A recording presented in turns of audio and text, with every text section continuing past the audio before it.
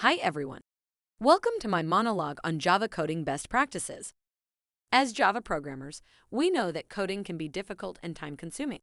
But if you follow the right best practices, you can save yourself a lot of time and effort in the long run. The first best practice I recommend is to always use meaningful variable names. This will make your code easier to read and understand. For example, if you're writing a program to calculate the area of a circle, you should use a variable name like circle area rather than something like x. The next best practice is to comment your code.